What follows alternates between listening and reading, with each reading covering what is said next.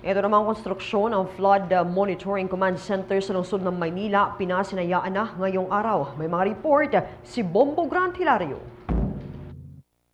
Pinasinayaan ng lokal na pamahalaan ng lungsod ng Maynila ang konstruksyon ng Manila Disaster Risk and Reduction Management Office Flood Monitoring Command Center ngayong araw.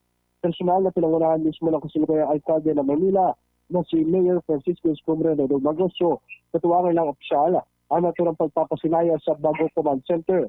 Partikular nakalagak ang itatayong panibagong gusali sa Blumentritt Road, Santa Cruz, Manila upang magsilbing flood monitoring center ng lungsod. Ayon kay Manila Mayor Escombrero de Magoso, ang pagtatayo ng naturang posibilidad ay layon mapalakas sa pagkakaroon ng maayos na impormasyon hindi sa usapin ng baha sa Manila. Makapagbibigay anya ito ng proper data management and monitoring sa tuwid baha na mararanasan sa buong lungsod.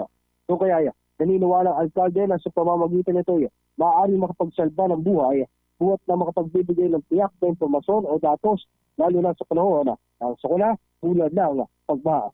Narito ating pakinggan ang pahayag ni Mayor Francisco Escombrero de Magoso, ang alkalde ng lungsod ng Maynila.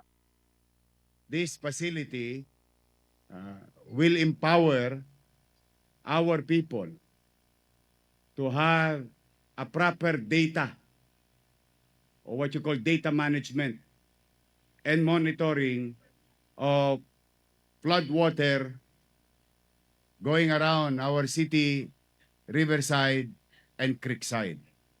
And this facility may, particular to, may save lives with accurate data, timely action,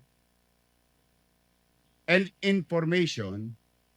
I think we may save lives and property during challenging, not years, but every year of our life. Kasi every year may bagyo.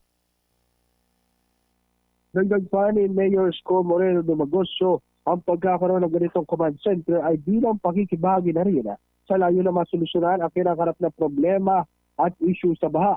Kung kaya't bunso nito ay positibo ibinahagi ng alkalde na ang konstruksyon sa naturang gusali ay upang maihanda na rin ang mga tuwa ng pamahalaan, lalo na partikular sa panahon ng sakuna. Muli, si Mayor Escombrero de Magoso, ang alkalde ng lungsod ng Maynila. Humahanap ng tulong upang maging bahagi ng solusyon, bagkos pinalalakas din natin ang kasanayan ng ating mga bahagi ng pamahalaan, partikular na ang ating human resources. With the facility above of this building, we may have more data analytics, measuring problem, projecting plan, and cushioning or create action plan to cushion the masamang magiging epekto ng isang hamon sa ating pamayanan. So, yan po ay mga paghahanda o mga gamit na in my own little way that I acquired going to school and places across. Nag-uulat live para sa Bombo Network News. Ito si Bombo Grant Hilario, and this is Bombo Radio Philippines, the #1 and most trusted source of news and information. Basta Radio, Bombo! For the most trusted source of news and information, visit our website at www.bomboradio.com. Follow us on Bombo Radio mobile app, Facebook, YouTube, TikTok, and X, formerly Twitter. Like, share, and stay connected. Anytime, anywhere.